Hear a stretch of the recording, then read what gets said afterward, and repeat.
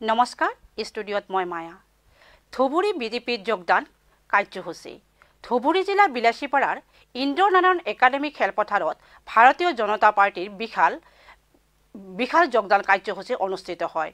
উক্ত কাৰ্যসূচীত প্ৰায় ৫ সহস্ৰাধিক লোকে ভাৰতীয় জনতা পাৰ্টিত যোগদান কৰে। যোগদান কাৰ্যসূচীত উপস্থিত থাকে বিজেপিৰ ৰাজ্যিক সভাপতি ৰঞ্জিত কুমাৰ দাসৰ লগতে পূব বিলাসীপাৰা বিধায়ক অশোক কুমাৰ সিংঘি আৰু লগতে উপস্থিত থাকে ধুবুৰী জিলাৰ বিজেপিৰ সভাপতি প্ৰফুল্ল কলিতা।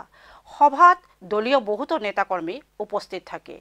চাপৰৰ পৰা ললিত কুমাৰ ৰায়, নিউজ পোল, অসম।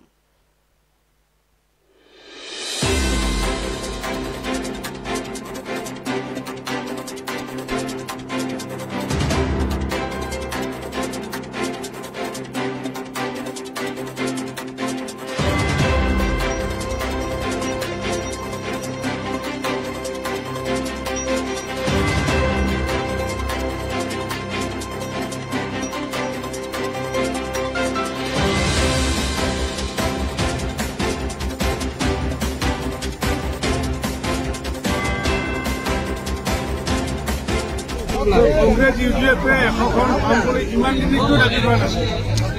ভাৰতীয় জনতা পাৰ্টি আগৰ পৰা কৰি আছে যে বিজেপিৰ প্লাছ 100+ আৰু ইয়াৰ ভিতৰত যেতিয়া অসমৰ সৰ্বত্ৰ অঞ্চলত যি জাতি জনগোষ্ঠীয়ে নহওক যি ধৰ্মৰ নহওক সমগ্ৰ গাঁৱতে দেখিছোঁ যে আমি কংগ্ৰেছৰ ভেটি উঠা গৈছো ইউডিএফৰ আৰু সেইকাৰণে এতিয়া তেওঁলোকে সংকীৰ্ণ হৈ পেলাই নাৰ্ভাছ হৈ পেলাই তেওঁলোকে ভাবিছে যে নহয় আমিও শ্লোগান ধৰি থাকিব একো কাম বুলি।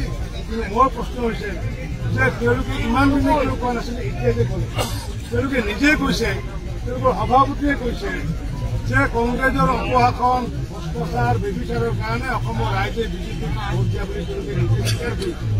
আৰু ময়ো সভাপতি হিচাপে এটা কথা কওঁ, অসম চৰকাৰ আৰু কেন্দ্ৰীয় চৰকাৰ অৰ্থাৎ মাননীয় প্ৰধানমন্ত্ৰী মোদী ডাঙৰীয়া আৰু মাননীয় মুখ্যমন্ত্ৰী সৰ্বানন্দ সোণোৱাল ডাঙৰীয়াৰ সুশাসনৰ কাৰণে আগন্তুক দিনত পুনৰ চৰকাৰ গঠন হ'ব। অসমৰ ৰাইজে আগন্তুক স্বীকাৰ কৰিব। হয়, মই আজি এটা মোৰ কাৰণে ঐতিহাসিক দিন আৰু মই আজি বিজেপিত জইন কৰি বিজেপি এটা সৰ্ববৃহৎ দল, গোটেই পৃথিৱীৰ এটা সৰ্ববৃহৎ দল আৰু এই সৰ্ববৃহৎ দলৰ এজন সদস্য হ'ব পাই মই অত্যন্ত গৰ্বিত তথা আনন্দ অনুভৱ কৰিছোঁ। বিজেপি আপুনি কিয় জইন কৰিলে?